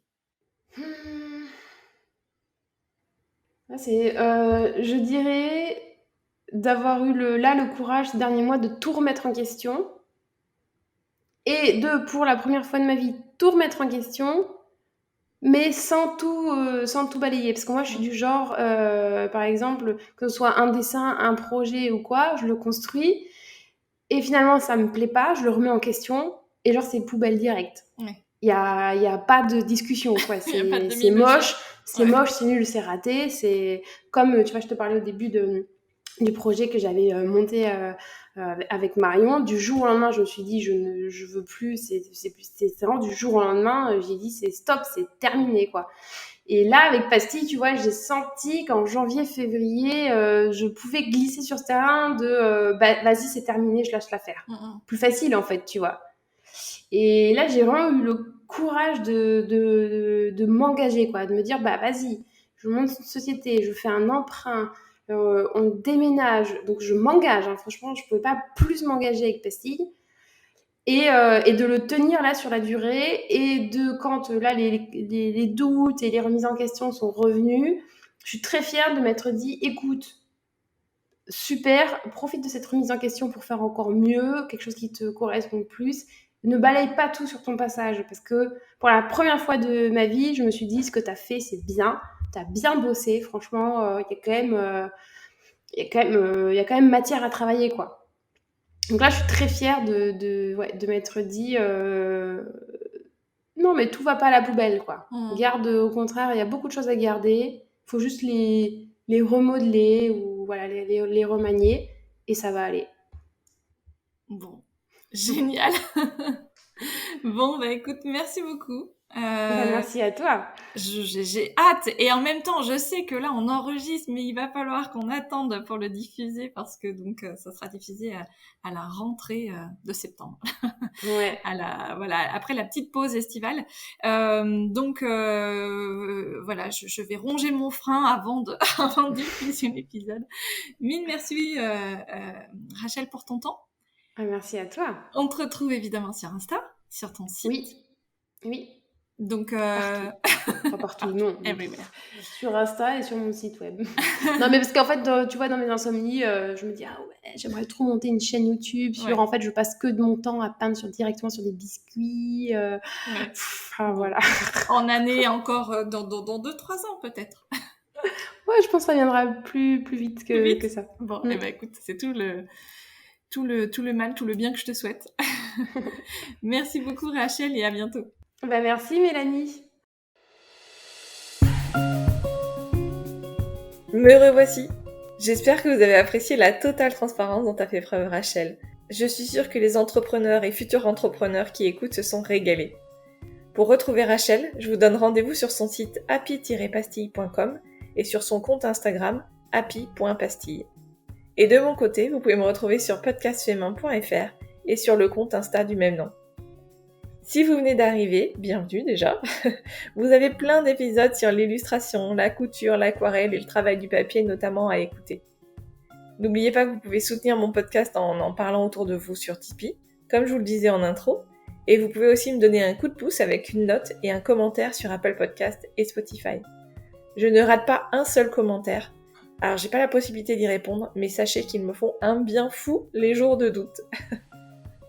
À très vite pour le prochain épisode. Et n'oubliez pas de toujours prendre un moment dans votre quotidien pour créer, surtout si ce quotidien est assez mouvementé. À bientôt!